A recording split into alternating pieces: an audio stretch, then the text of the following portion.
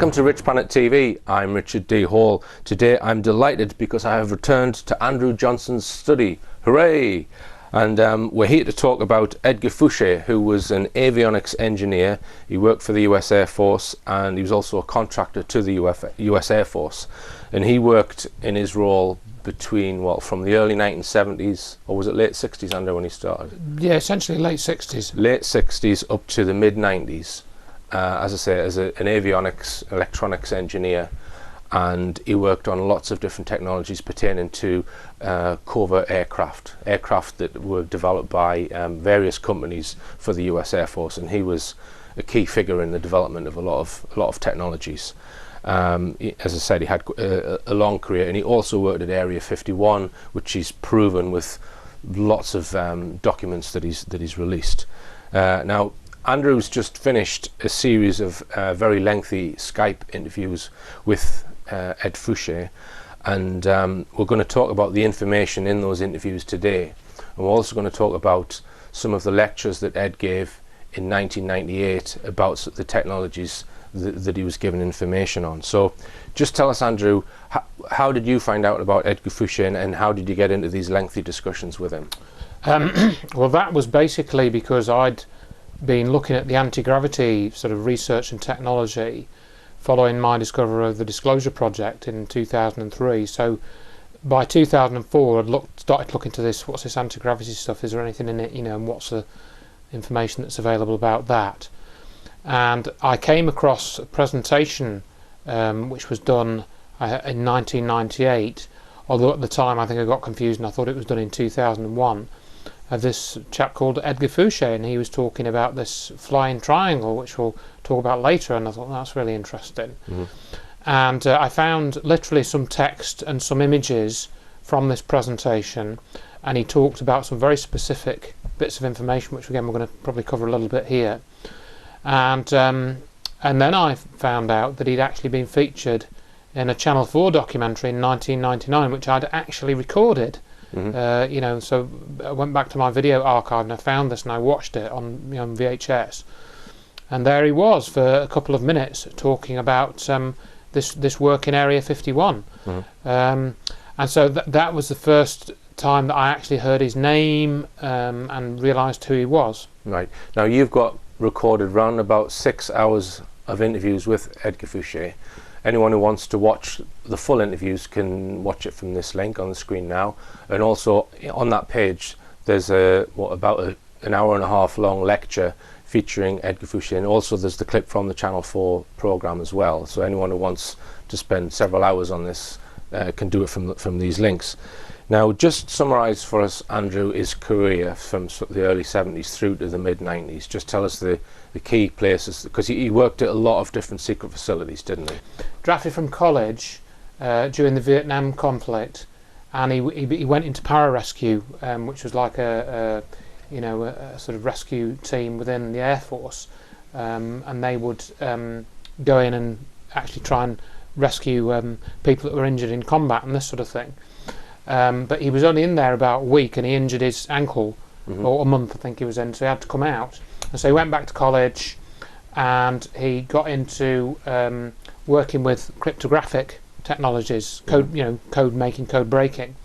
And he sort of ended up in doing different schools at college, different courses on cryptographics, on electronics, on avionics.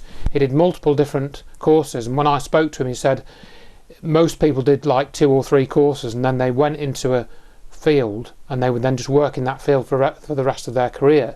But somehow he ended up, because I think he had something of a thirst for knowledge, he ended up doing lots of different courses and gaining lots of different experience.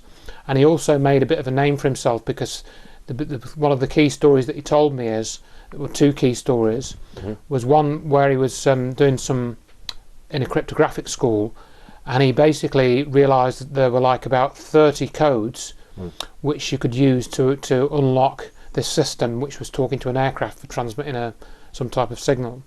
And he learned all of these 30 codes, and in the class he said, I can crack this code immediately. Mm-hmm. And he'd learned all the test codes basically. There's about 30 of them. Mm-hmm. Mm-hmm. And he showed his teacher, and he said, "Right, I'm just going to make up a random code now." And he put another. He said he was putting a random code in, and that code worked. And the teacher says, "Blimey, how did you do that?" You know. Right. And then that all went higher up. He'd read the back of the manual and remembered it, or something like that. Yeah. I mean, he'd remembered an unusually large number of test codes, which nobody else had done. So it looked like he could crack it just with telepathy or whatever, you know, or something. And that got him attention higher up. You know, that's what he was then visited by someone, possibly from the NSA or somewhere. Yeah, something like that. Yeah. And so he was kind of earmarked, and they realised, you know, that he was pretty hot on what he was doing. And he was also getting more and more well qualified. And so that really, he gained a reputation for being very good at problem solving. He was one of these people, he told me, for example, that he did a psychometric test, and it came out that he was very good with what they call abstract logic, where they can describe a problem, and then, you know, your brain works on it in the background, and then, you know, you can think of the solution very quickly. He was very good at that. He was very intuitive about working out solutions. And he mentioned that he would get called into various programs when they were going wrong, and he would get people around him, sort out all the problems, and get things back on track. And over a period of years, he developed a very strong reputation for that. So just some of the areas or facilities that he's worked at: Edwards Air Force Base, Area 51, and Groom Lake, Groom Lake. As he calls it. And the other thing about him is that he's produced more documents to validate his story than anyone, really. That's essentially one of the things that you know, he shows us, and it does separate him from a lot of the other witnesses that have come forward. He said that he kept 900 documents with him, you know, and I mean the selection that he showed me and are in the videos show that he's taken all these courses in avionics, and they're signed by a lieutenant or a general at the bottom to say that he's got these qualifications. So he was therefore qualified to work in these areas. And as he said, if people were going to work on black programs, they would take the best people, you know, the ones that were best qualified, that could get the job done, that had a wide range of skills. They would handpick these people. And as he said, he was also useful because he built up a team of people around him with similar skills, and he would try and employ those people in projects when he was sent onto a new aircraft, for example, to work on a new aircraft.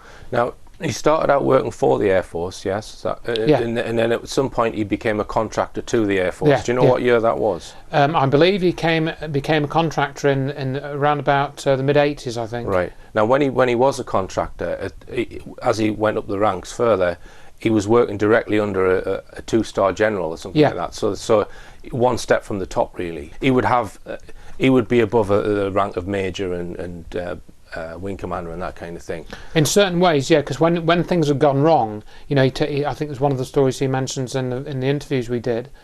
When things were going wrong, and there was a general that he was working for, who didn't want Ed to do what he was going to do with the project, and he went to his superior, and his superior said to the general, "Look, you do what Ed Fouche says because he will sort this out. So you just do what he says." So he got that reputation for being a problem solver, although in his rank he was perhaps, in his official rank he was below people. Because of the way that he was doing the work and getting jobs done, he had quite a lot of control over how projects were being done.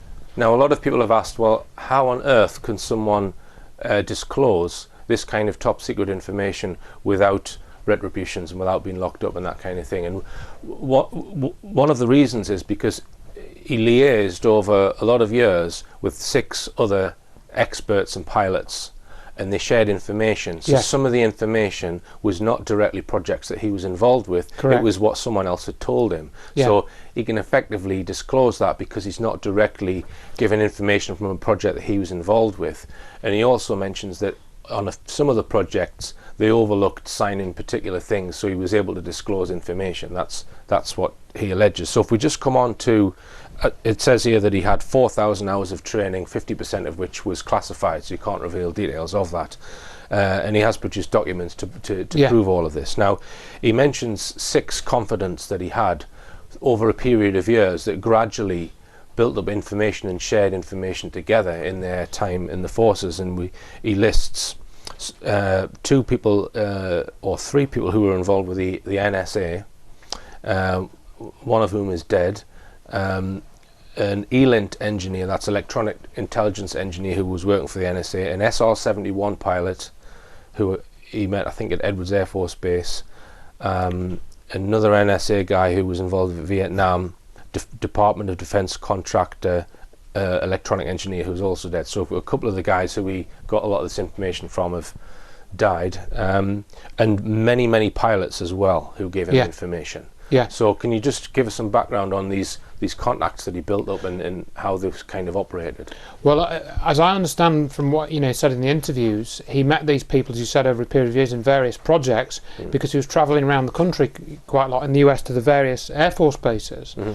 And he also came to the UK. He was actually came to do some work at one of the UK Air Force bases, and I asked him about that, and he was like here just for I think 2 nights. He flew in on a military jet, fixed whatever system or serviced it or set it up, and then he flew back to the States, and that's the only time he's been to the UK.